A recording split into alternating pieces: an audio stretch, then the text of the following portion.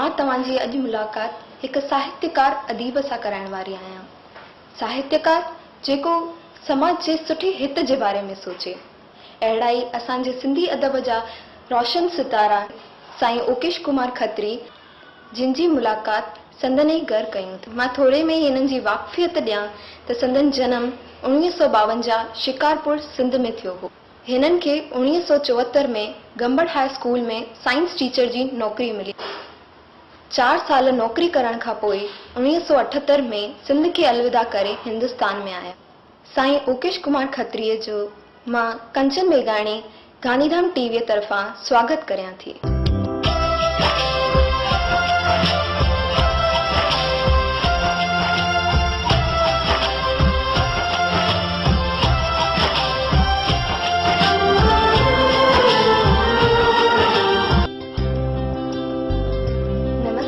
नमस्ते बेटा। Thank U. साईं, तव्हांजी वॾी महिरबानी जो तव्हां असांजो अर्ज़ु क़बूल कयो। त तव्हां सिंध मां हेॾो देरि सां लॾे हिंद में आया, त हुन जो कारण ॿुधाईंदा? बेटा, 1978 में मां सिंध खे अलविदा करे हिंदुस्तान में आयुसि। इन जो कारण इहो हो त असांजी अधु फैमिली हिंदुस्तान में हिन गांधीधाम शहर में सेटल हुई ऐं असां ॿ भाइर बाबाजन सां गॾु सिंध में रहियल हुआसीं। पर बाबाजन जे सुर्गास थियण जे करे असांखे अकेलापन महसूस थी। पोइ असां फ़ैसिलो कयोसीं सिंध छॾे हिंदुस्तान में आयासीं। अच्छा, त तव्हां असांखे ॿुधाईंदा त तव्हांजो अदब तरफ़ लाड़ो कॾहिं थियो? मुंहिंजो अदब तरफ़ लाड़ो 1964 में स्कूल जे ज़माने खां थियो। जॾहिं मां 8वीं क्लास में पढ़ंदो हुउसि तॾहिं मुंहिंजो क्लास टीचर हो श्री लालचंद। ते मूंखे कॾहिं चयो त तोखे कुड़मीअ ते मज़मून पढ़णो आहे सुबुह जो असेंबली में। मां ॾाढो हैरान थियुमि, पर बाबाजन त हुआ कोन, कंहिंखां सलाह वठां। रातो राति मूं कुड़मीअ ते मज़मून लिखियो ऐं सुबुह जो वञी क्लास में असेंबलीअ में मूं उहो कुड़मीअ ते मज़मून पढ़ियो। मुंहिंजा मास्तर, मुंहिंजा उस्ताद, ख़ासि करे मुंहिंजो क्लास टीचर साईं लालचंद ॾाढो ख़ुशि थियो ऐं मूंखे चयाईं, पुट तो कमाल करे ॾेखारियो आहे ऐं उमेद कयां थो तूं अॻियां हली करे कंहिं मंज़िल ते पहुचंदे। साईं, त जेको तव्हांजो ही अदब तरफ़ लाड़ो आहे उहो वंश परंपरागत आहे या तव्हांखे गॉड गिफ्ट मिली आहे? हक़ीक़त में मुंहिंजा बाबाजन हिकिड़ा सुठा शाइर हुआ ऐं गॾोगॾु कहाणीकार बि हुआ। उन ज़माने में दादाजन बाबाजन काफ़ी कुझु कविताऊं नज़म लिखिया ऐं अॼु बि शिकारपुर सिंध में बाबाजन खे हिकु सुठे शाइर जे रूप में पहचानियो वेंदो आहे। ऐं उन्हनि जी मूंखे हिकिड़ी कविता यादि थी अचे कि रफ़्तार ॾींगी गुफ़्तार ॾींगी खतरनि जी हर कार ॾींगी जिते हूंदा इहे खतरी ॾींगा लाचार हूंदी सरकार ॾींगी। वाह साईं, वाह। तव्हां कॾहिं पंहिंजी कलम आज़माई शेर शाइरी या नज़्मनि ते कई?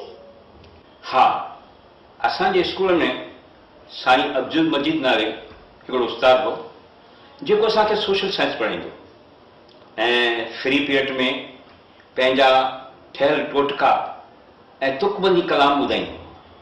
मुंहिंजे मन में बि प्रेरणा थींदी त मां बि तुकबंदी कयां ऐं धीरे धीरे मां तुकबंदी करणु चालू कई। जॾहिं मैट्रिक जी फेयरवेल पार्टी थी त मूं साईं अब्दुल मजीद खां इजाज़त वरिती त मां हिकिड़ो कलाम कविता जे रूप में ॻाए करे ॿुधाइणु चाहियां थो, जे तव्हां मूंखे इजाज़त ॾियो त। साईं ॾाढा ख़ुशि थिया, चई वाह वाह, अचु ॻाए। ऐं मां उहो कलाम, उहो गीत, उहा कविता, उहो नज़म सभिनी ॿारनि जे साम्हूं पेश कयो। ॾाढी ताड़ियूं वॼियूं ऐं सभिनी उन मुंहिंजे गीत खे सारायो। बसि पोइ त कलम लिखणु चालू कयो। कॉलेज मां निकंदड़ सालानी मैगज़ीन में नंढनि नंढनि कालमनि में मुंहिंजी शाइरी, दुआ, नज़म कविताऊं ऐं कहाणियूं बि अचण लॻियूं। साईं, त उहो ई कविता असांखे तव्हां जेकॾहिं ॿुधाईंदा त तव्हांजी वॾी महिरबानी थींदी। छो न बेटा, छो न।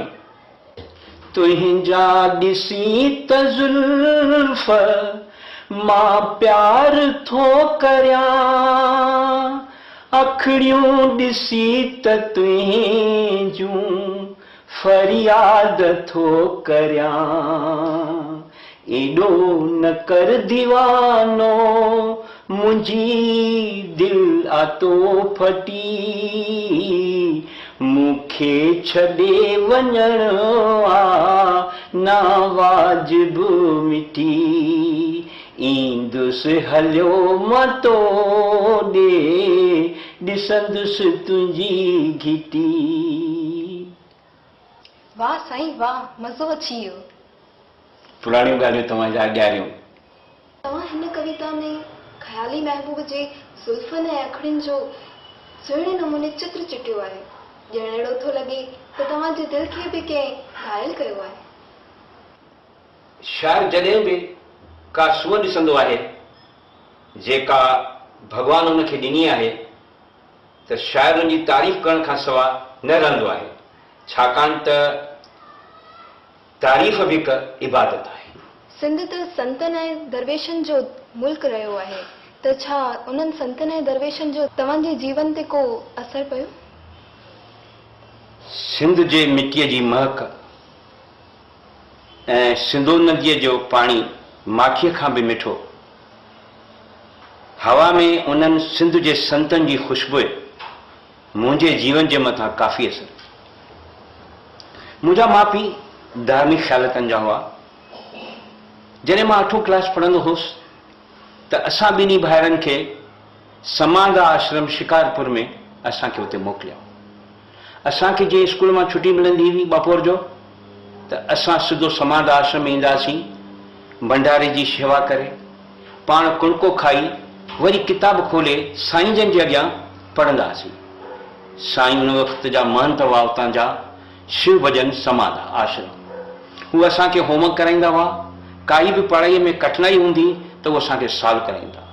वरी शाम जो खूह मां पाणी कढी गांयुनि जा कुंड भरींदा हुआसीं, पीअण जा मटका भरींदा हुआसीं।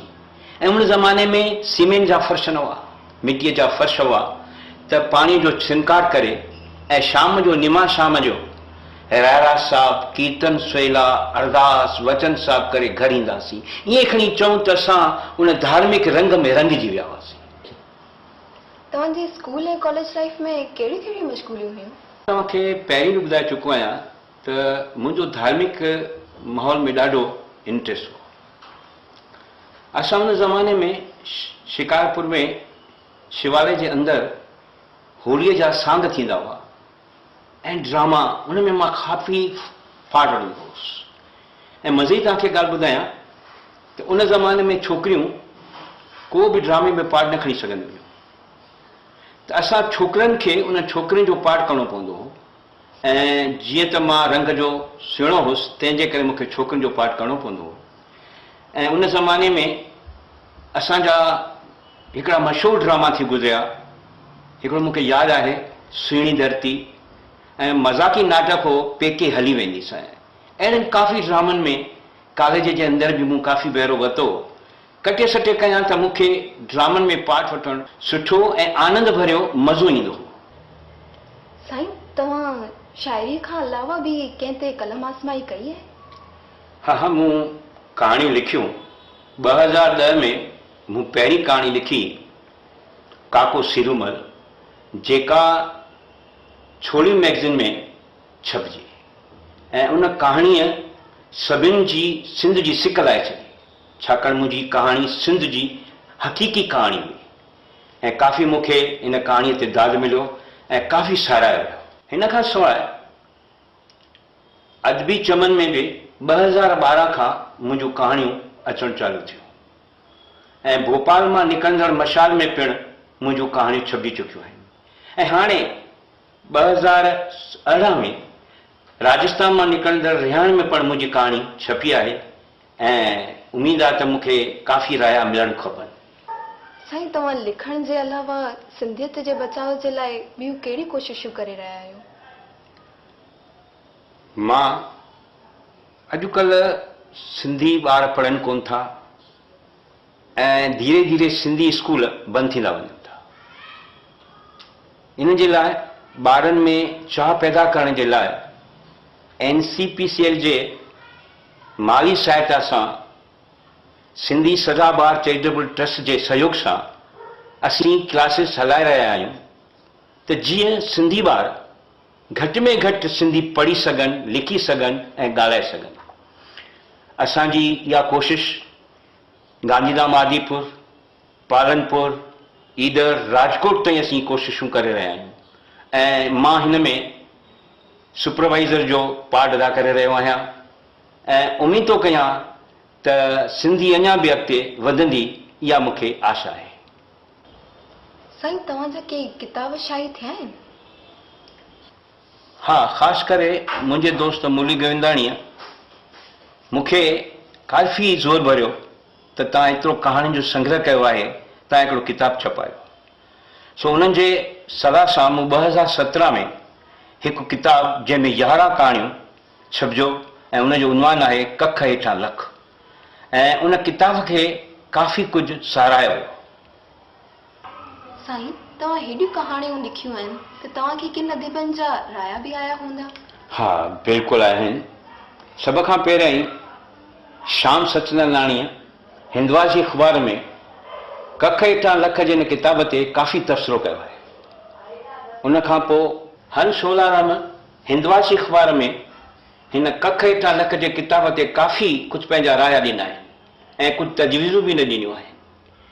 ऐं अजमेर मां ईश्वर सिंह बेदीअ पिणु सुहिणे नमूने हिन किताब जे कहाणियुनि ते छंड छाण करे पंहिंजा राया ॾिना आहिनि। इन खां अलावा दादा लक्ष्मी खिलाणी, माज़ी डायरेक्टर सिंधाला जी, पिणु मुंहिंजे हिन किताब ते अदबी बैठक में रिव्यू पेश कयो ऐं हुन काफ़ी साराह कई लिखणीअ जी, सिंधी ॿोलीअ जी, पहाकनि जी, ऐं सभिनी कहाणियुनि मां हुनखे यास्मीन कहाणी तमामु सुठी वणी, जंहिंखे ख़ूब साराहियो। साईं, तव्हांजी हिन मशहूरु किताब कख हेठां लख ते कोई इनाम हासिल करण जी इच्छा रखो था? न, मूंखे इनाम जी का इच्छा न आहे। मुंहिंजो इनाम इहो ई आहे जेकॾहिं अदीब ऐं सिंधी ॿोलीअ जा पाठक ही किताब जूं कहाणियूं पढ़नि ऐं पंहिंजा राया पेश कनि त मुंहिंजे लाइ इन खां वॾो इनाम ॿियो कोई कोन्हे। साईं, तव्हां घणा साल मास्तरी कई ऐं कॾहिं प्रिंसिपल थिया ऐं कॾहिं रिटायर थिया? मूं 22 साल डॉक्टर CGI स्कूल में साइंस टीचर तरीक़े नौकरी कई ऐं 4 साल पाकिस्तान में मुंहिंजी मास्तरी कयल आहे। 2005 में मां प्रिंसिपल थियुसि डॉक्टर CGI स्कूल में ई ऐं 2010 में बि मूं रिटायरमेंट वरिती। साईं, रिटायर थियण खां पोइ तव्हां कहिड़ी मश्गूलियुनि में जुड़िया रहिया? रिटायर थियण खां पोइ मुंहिंजो इहो ई उद्देश्य आहे त मां कीअं बि ॿारनि खे घणे में घणी सिंधी सेखारियां। इन जे करे NCPCL जे साए हेठि जेको सदाबहार चैरिटेबल ट्रस्ट हलाए रहिया आहिनि, उन सां कुले में मिलाए मां कमु करे रहियो आहियां त जीअं घणे में घणा ॿार विहारे असां उन्हनि खे सिंधी सेखारे सघूं। मां ॾिसंदी आहियां त तव्हां सिंधी TV चैनल ते सिंधी सेखारींदा नज़र ईंदा आहियो। तव्हांजो इहो सिलसिलो अञा बि जारी आहे? न, सिंधी कच्छी चैनल जेके काफ़ी समय खां बंदि थी चुको आहे, पर जेको तव्हां प्रोग्राम ॾिसंदा आहियो उहो अॻे में ई रिकॉर्डेड प्रोग्राम आहे। अच्छा, मूं ॿुधो आहे तव्हांखे नाटक करण जो बि शौक़ु आहे? हा, बचपन जो शौक़ु आहे। सिंध में त मूं काफ़ी नाटक कया। 1975 में मुंहिंजो लास्ट ऐं आख़िरी नाटक हो सुहिणी धरती। हिंदुस्तान में अचण खां पोइ मुंहिंजो इहो सिलसिलो टुटी पियो, पर हा, इहो सिलसिलो मुंहिंजो वरी असांजे महबूब दोस्त रोशन गोपलाणीअ मूंखे चयो त साईं, मां तव्हांजे लाइ हिकिड़ी थीम ठाही आहे नाटक लाइ। मूं चयो मूं हाणे नाटक छा कंदुसि? चई न साईं, तव्हांखे नाटक करिणो पवंदो। ऐं रोशन गोपलाणीअ क्लेम नाटक ते महिनत कई ऐं हुन मूंखे ऑफर ॾिनी जेको असां नाटक पेश कयोसीं। मज़े जी इहा ॻाल्हि आहे त माण्हुनि जे फरमाइश ते सिंधी सदाबहार charitable trust claim DVD picture ठाही ऐं तव्हांखे ॿुधी अजब लॻंदो त हिन DVD जूं 1000 खां मथे कैसेटियूं असांजूं सेल थियूं आहिनि। इन खां सवाइ बि तव्हां हिन खेत्र में ॿियो बि कोई कमु कयो हूंदव? हा, इन खां सवाइ मूं ॿियनि DVD में कमु कयो, मूंखे बचायो ऐं ख़िलाफ़। ऐं इन खां सवाइ मूं हिंदी DVD पिक्चर में कमु कयो जंहिंजो हुयो शहीद नथूराम गोडसे, जंहिंमें गांधी जी जो रोल मूं कयो आहे। ऐं मां तव्हांखे चवंदुमि त इहा पिक्चर ज़रूरु ॾिसो, बिल्कुलु गांधी जी जो मेकअप कयो वियो आहे मूंखे। वाह साईं वाह, तव्हां हेॾो कमु करे रहिया आहियो त तव्हां असांजी नई पीढ़ीअ लाइ कोई संदेश ॾियणु चाहींदा? ज़रूरु। नई पीढ़ी जेका पाण खे सिंधी ॻाल्हाइण में, सिंधी चवाइण में शर्म थी महसूस करे, मां उनखे इहो संदेश ॾींदुसि, इहो पैगाम ॾींदुसि त भले तव्हां सिंधी न सिखो, न लिखो, न पढ़ो, पर घटि में घटि जॾहिं पाण में सिंधी मिलो, घटि में घटि सिंधीअ में त ॻाल्हायो ऐं फ़ख्र सां चओ त मां सिंधी आहियां। उन लाइ मां ही 2 लाइनूं चवां थो, सिंधी आहियां, सिंधी रहंदुसि, सिंधियुनि जो मां शान आहियां, मुल्क सॼे में हा कई आहे, सिंधी त महान हुआ, सिंधी त महान हुआ, चओ सिंधी झूलेलाल, चओ सिंधी झूलेलाल।